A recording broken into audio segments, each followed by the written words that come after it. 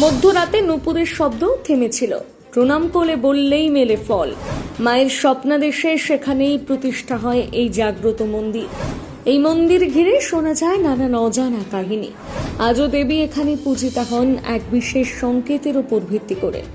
বিশ্বাস আর অলৌকিকতার মিশেলে এই মন্দিরকে ঘিরে যে কথা শোনা যায়, জানলে একবার মাকে প্রণাম করতে ইচ্ছে জাগবে।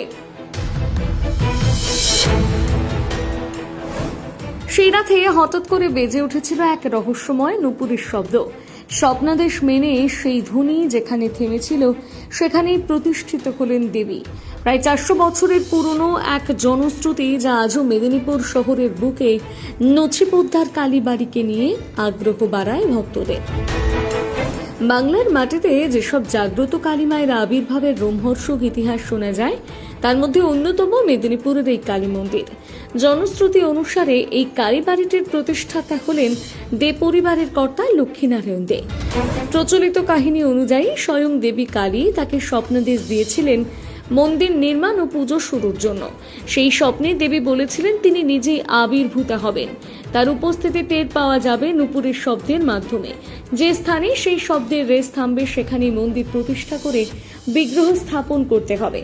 দাবি করা হয় স্বপ্নাদেশ পাওয়ার কয়েকদিনের মধ্যে গভীর রাতে বাড়ির সদস্যরা সত্যি সেই অলৌকিক নূপুরের শব্দ শুনতে পান।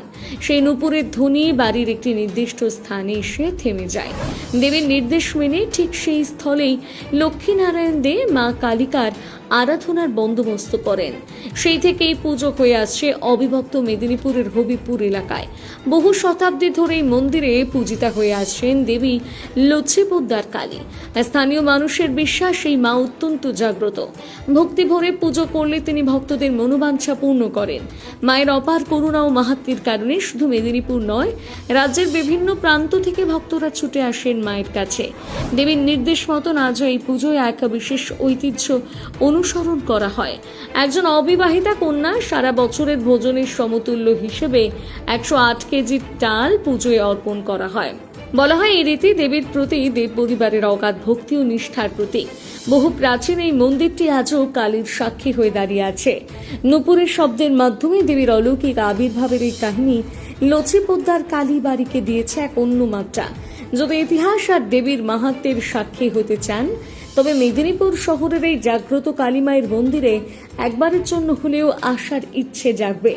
বিশ্বাস আর অলৌকিকতার মিশেলে এই মন্দির ভক্তদের মনকে ভক্তির এক নতুন আলোয় ভরিয়ে দেয়।